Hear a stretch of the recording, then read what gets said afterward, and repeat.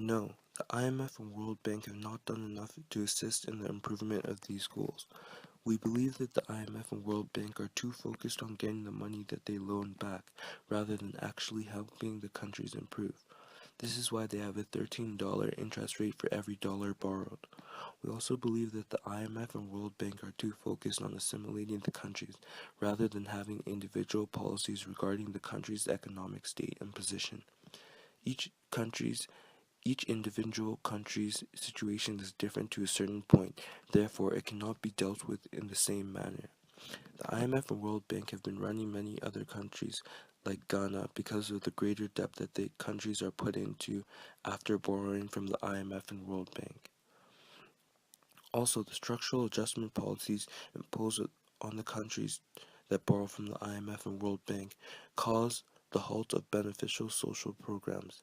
That leads the citizens into further poverty and hunger. In the documentary The Great African Scandal, this is very evident how the countries have been exploited. Though some may say that the film was inflammatory and biased, it was still the truth. The film showed how countries around the world have been exploited, especially in Africa. In Ghana, government handed out grants to farmers. When the IMF and World Bank stepped in, they stopped government subsidies, leaving the farmers in turmoil. This allowed the other countries to step in on the markets such as rice. As free trade was established, citizens began to buy imported rice rather than local rice. The rice produced in the developing countries are better quality, so local farmers aren't able to compete. Local businesses aren't being promoted, so that the economic growth does not happen in the country. Millennium Development Goals are goals set by the UN in order to better the developing side of the world as well as the developed side. The most important Millennium Development Goal is eradicating extreme poverty and hunger. This is because it affects every other Millennium Development Goal.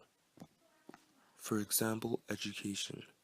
With money, you can receive a very good or adequate education, whereas with education, it does not necessarily guarantee you a job, and during your time period of being educated, you will not have the monetary funds to provide yourself with the necessities needed such as food, water, shelter, and clothing. Also, in the Great African Scandal, many cases are shown where children are not able to receive an education because their families are poor. They need to help out on the farm so that their families can receive money so that they can have the necessities for living. With money, children can receive education, healthcare, and many other things. Finally, it's the most important because it's not just poverty alone, it's also hunger. With food and water is needed to carry out every activity during the day. Hunger and malnourishment increase the chance one has of dying. Many things can be done to promote the growth of developing countries around the world. For the IMF and World Bank, they could refrain from fixed structural adjustment policies. They could have dynamic policies regarding each country's economic state and position.